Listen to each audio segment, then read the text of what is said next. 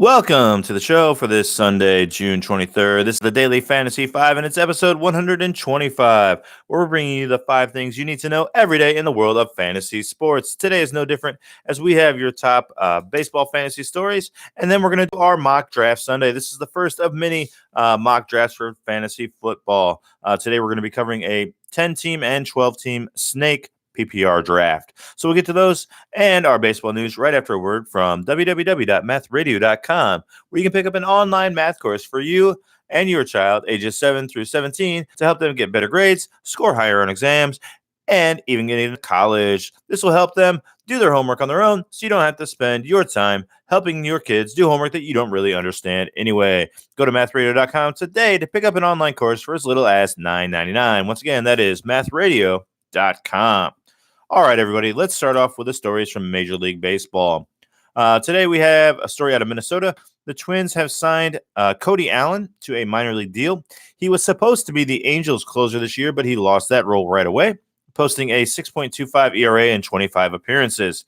So it might be a value down the road if he can become, a regular, if he can get his form back, pitch well in the minors, he could come up and be the Twins closer, I suppose, at some point, but we'll see. Maybe he's just a setup man. But keep your eye out on Cody Allen, as he is at least back in baseball. The Indians, they sent Leorys Martin down for assignment. This means that the man who was hitting 199 with 9 home runs and 19 RBIs will not be on the team anymore. The guy who is replacing him is Oscar Mercado. I think it's Mercado. I don't know. He's a rookie. He's playing center field. He should get most of the at-bats from this point on. He's had a good season so far. In 122 at-bats, he's batting .311 with 4 home runs and only 6 stolen bases. You should go out and try to sign this guy right now. He's only owned in 24% of leagues. With this news, it's probably going to jump up. Try to act fast. Pick up Oscar Mercado. I don't know, but pick him up. He plays for the Indians, and he's going to be their everyday center fielder. Lots of speed, some power potential as well. Go ahead and get Oscar on your squad. Okay, that's it for the baseball news. Let's break down the mock drafts. So let's start with the 10-teamer. I had pick 4 in this format. You know what? I don't really like pick 4. I like to go wide receiver at the top. If you've been listening to me at all, I'm a little bit different than most people in that way. I feel like the running backs get replaced so often. It's fairly easy to pick up a fantasy running back during the season who's very, very valuable, even 2 sometimes. So I don't feel like, unless you're getting one of the elite 4 at the top of the draft, that there's really a need to draft running backs in the first 2 rounds. So let me break down how my draft went. In the first round at number 4, I took Kamara as my RB1. Then in the second round, I picked up Juju Smith-Schuster. I think he's a very, very solid number 1 option at wide receiver. And now my second wide receiver, and my third pick overall was Thielen from Minnesota. I don't necessarily love this pick. I know he slowed down at the end of the season last year, but he was injured. I think fully healthy, he can be a top 5 wide receiver. I like that tandem with Juju and Thielen at the top of my team. Then in the fourth round, I took Jones out of the Green Bay. Aaron Jones out of Green Bay. He didn't have the most amazing season, but I think with a new coaching staff, he should be used in a more effective way. I have Jones in my top 20. I think he's a very, very nice RB2, especially behind Kamara at number 1. I stuck with running back. You're going to see in basically every draft I do, I get James White in either the 4th or 5th round. I got him here in the 5th round in the 10-teamer. White is going to be my RB3. He's going to catch everything in New England. Then in the 6th round, I took Lockett. He's now the new number 1 receiver in Seattle with Baldwin being out. Lockett might not get the most targets of any number 1 receiver on their team. However, he's very, very productive with the targets he does get, despite throwing, I think, the ball less than 500 times last year. Russell Wilson still threw for 35 touchdowns. I mean, Lockett might be a little bit touchdown dependent this year, but I still like him as your wide receiver 3 when one of those first 2 cannot go, or if he has to be a flex option. I think that's pretty nice as well. My RB4 in the 7th round was Tariq Cohen. You're going to see he's going to be on every one of my teams. I love him. I think he's being vastly undervalued. I think he's a top 20 running back, and he's being drafted like he's a top 30 running back. Then I went with D.D. Westbrook as my wide receiver 4. He's one of my lottery guys. He's one of those third-year wide receivers I think is a potential breakout star this year. In the 9th round, I went with Henderson, the Los Angeles running back. I still think Gurley is a big, big question mark, and I want Henderson on all my teams if possible.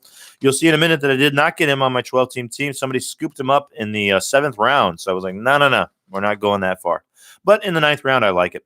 McDonald was my tight end number 1 in round number 10. That'll also be a trend. I picked up, I picked up Washington out of Pittsburgh. He might fill the Juju Smith-Schuster role from last year with Antonio Brown moving on. Schuster gets elevated. I think Washington gets elevated as well. He should be a nice little sleeper. I picked him up in the 11th round. I think that's good value, good lottery ticket as my wide receiver 5. He should at least be a flex option on a week-to-week basis. Then I went ahead and went quarterback in round number 12. I went with Wentz out of Philadelphia. He's going to be my quarterback 1. I know he's injured, or he was injured last year. If he's not ready for the beginning of the year, you can always go out and grab somebody else off the waiver wire. I can cut one of my, lottery tickets at the end of this draft. So I went with Carson Wentz.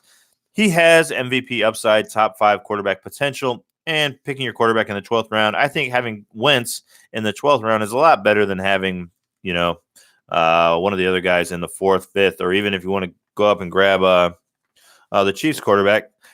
I think having Wentz in the 12th round is a much, much better value. Okay, so rounds 13 and 14, these are your kind of lottery picks. These are the guys you like at the end of the drafts, your deep sleepers.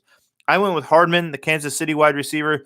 He might step in and be the number 1 wide receiver right away. I mean, Watkins, whatever he is, what he is. Hardman fills that Tyreek Hill void. If nothing else, he is a superior athlete, and he should get the ball in space. They should be game planning to get Hardman the ball. I think he could be a top 20, top 25 wide receiver, and to get him at the very end of the draft, I think is very good value. And then I went with Harris, the running back out of New England. He's also a rookie. I think he has upside to fill in that Sony Michel role from last season. Could be a top 30 running back. He'll have value on a game-by-game basis. All right, and then what did I end up with? I think the Broncos defense and some other kicker. I don't know. I don't really pay attention to that. So I feel like I end up with either the Broncos or the Texans every time because they're kind of left there when I pick. So don't think about it too much. All right, next up, we're going to do the 12-team mock draft, and I picked 7 in this draft. So I was pretty happy with the 7th pick. I figured all the RB1s will be off the board. Your Zeke Elliott, Saquon Barkley, McCaffrey, and Kamara will all be gone. I was hoping some guys like Bell and some other people would get picked before me, and they did. So Hopkins got picked before my number 7 slot. So I went with Adams as my number 1 wide receiver out of Green Bay. I think it's a very safe choice. He could be number 1 wide receiver. And then on the way back, it was very, very dicey. I had like a list of guys that I really wanted. Antonio Brown was at the bottom of that list, and he was still there in the 2nd round. He was on the top of the little queue. I was nervous someone would pick him, but Brown fell to me as my wide receiver number 2 in round 2. So I start off this draft, this 12-team PPR draft, very differently than other teams, where I have 2 wide receivers right off the jump, and this is going to be my strategy going forward. I like this strategy. I like how my teams look this way.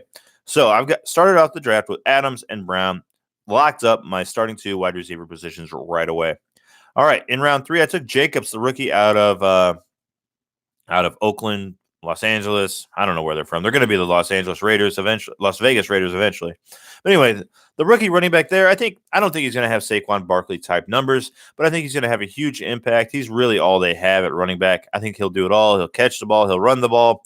I mean, he might not run the ball more than 12, 13, 14 times a game, but that should be enough to get him very nice numbers, especially with how involved he's going to be in the passing game. So I don't mind him being my number 1 running back. In the 4th round, I had to take James White. So he was not going to last till the 5th round. He was like, I think 7th on the ranking when he came up to me. So I was like, you know what? He's my guy. I want to have him. So I went up and grabbed him in the 4th round. That's kind of how the 12-team changes from the 10. You've really got to target guys a little bit earlier if you want to get your guys. So I took James White in the 4th round. We talked about him plenty. In the 5th round, I saw all my targets leave the board. Lindsey, Carson, Ingram, all gone. I think maybe 2 picks before I came up, they were all off the board. So I had to recalibrate a little bit. I got Tariq Cohen in the 7th round of my 10-team mock. I had to pick him here in the 5th round. Just looking at the landscape, he was my favorite running back on the board. I felt thin at running back, so I went out and I got him. I think he's a solid top 20 play, so I wanted him to be on my team, and I took him and picked number 5, RB3, Tariq Cohen. At the 6th pick, I changed it up a little bit, And I went with rookie Sanders out of Philadelphia. So he's going to back up Jordan Howard there. I think it's going to be more of a timeshare than a backup role. I don't expect him to have the Tariq Cohen role. He can catch the ball, but he doesn't, he's not a wide receiver like Cohen is, but he's going to be more of an all-purpose backs. He might be the third down back because Howard doesn't really catch the ball out that well. So I like him in the passing game, and I think he's just a more talented player than Jordan Howard is. And since they're both coming into Philadelphia at the same time, he doesn't have that disadvantage of, oh, Howard knows the system. We trust Howard. They're all new. So he could be the starter from day one. He has that potential. And I like that value in round 7 of a 12-team mock. Okay. Round number 8 is Allison out of Green Bay. I don't know. I seem to always have him on my team. And the more and more I draft him, the less I like him. I guess Allison could be a breakout wide receiver in year 4. He didn't do much. I mean, he was all right in specific games, but he's really got to step up if he's going to be the number 2 wide receiver in Green Bay. In this new office, I suppose he could have a nice year. I don't love that pick. It's probably my least favorite pick in this mock. So he was my wide receiver 4 at pick number 8. Pick number 9, I drafted our tight end, McDonald. I get him pretty much every draft, either in the 9th or 10th round. It was pretty iffy, but I noticed that I think 4 out of the 5 players in front of me all had drafted tight ends before, so I felt pretty good about it. And then later on in the draft, you can grab somebody else. So it's not too devastating if I don't get McDonald there at number 9. And I'm also not opposed to drafting, one of the big guys at number 3. Your Kelce's, your who's the guy from the Los Angeles? The big guy. I'm talking about, or Ertz, or any one of those guys. Kittle's the guy in Los Angeles. Any of those guys, I don't mind drafting in the 3rd round if they fall to me as well. But McDonald in the 9th, I'd prefer that to Kittle in the 3rd. So moving on. Round number 10, I took my 5th running back. I took Carlos Hyde. I thought he was a good value sleeper here. I like him out of Kansas City. We talked about him on yesterday's show. Pick number 11, I went with Hardeman, the rookie wide receiver in Kansas City. We talked about him earlier. I took him in the 13th round in my 10-team draft. Took him in the 11th round here. Quarterback is going to be a little bit different. So basically in the 11th round, it was either Hardeman or take one of the quarterbacks. And I didn't think Hardeman would last to the 12th round. So I decided, you know what? I'm going to take Hardeman and we'll wait a little bit on quarterback. And then, more quarterbacks started flying off the board and more. And it was like Phil Rivers and then a big drop off. At least, maybe not a big drop off, but Phil Rivers was one of the more reliable quarterbacks who had done it before a bunch of times. So I went with Philip Rivers, my quarterback, number 1 in round 12. Now, here's where I changed it up a little bit. I'm not super confident in Philip Rivers. I think he'll be, average. He's like kind of a low-end number 1 quarterback. But I wanted somebody who has the upside to be a top 5 guy. So I went ahead and I backed him up with Garoppolo in the 13th round because I knew I only had one more slot for my sleepers, and I figured a lot of them would be there, and they were in the next round. So I wanted to go ahead and grab Garoppolo. Give me a shot on him. I'll see how they both perform in the first few weeks, and then I'll drop somebody, pick somebody else up. So I felt better after looking at my draft. I had left. Who did I have left? I had Harris was still out there as a running back. Who are my other guys that I liked? Harris, Madison was still out there as well. And then also Zay Jones was my wide receiver option. And I haven't really talked about Zay Jones yet. He's the wide receiver out of Buffalo. He caught, I think, 56 balls last year. He's going to be a 3rd-year player this year. And I think he's a breakout candidate. I haven't really mentioned him much. I felt better about my running backs than I did my wide receivers, at least on the low end. I wanted to have another lottery guy there. So I went ahead and I drafted Zay Jones as my last, real pick in this draft as my wide receiver 6. So I ended up going with 6 wide receivers, 5 running backs. I would have had a 6th running back. I could have grabbed someone. I think, what's his name? Madison went undrafted, and Damian Harris did get drafted. But I could have had Madison in the next round instead of Garoppolo. But I wanted Garoppolo as my backup quarterback just to give me that upside at QB.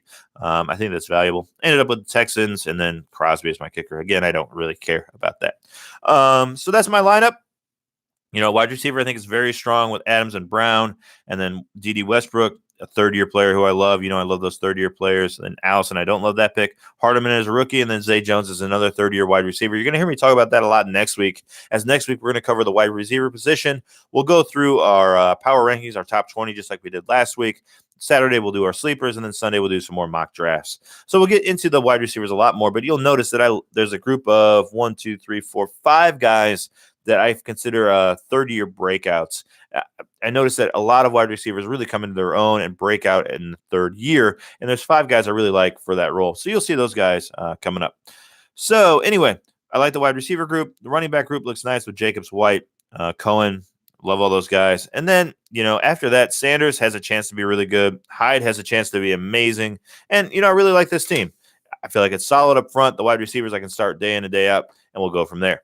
I kind of like the 12-team or the 12-team mock better than the 10. Anyway, that is your Sunday show. Sorry for the long show today, but, it's the mock draft Sunday. What are you going to do? We will be back tomorrow to talk daily fantasy news. And we'll start breaking down the wide receivers at the bottom of the top 20. If you're watching on YouTube, please go ahead and subscribe to the show. Leave us a comment below. I'd greatly appreciate it. If you're listening to the podcast on iTunes or Spotify, I'd love a 5-star review. Maybe a rating. That would be fantastic as well. Let me reverse that. A 5-star rating and a review. That would be awesome. And please visit mathradio.com where you can pick up an online math course for as little as $9.99. All right, everybody, that's it. We will see you tomorrow.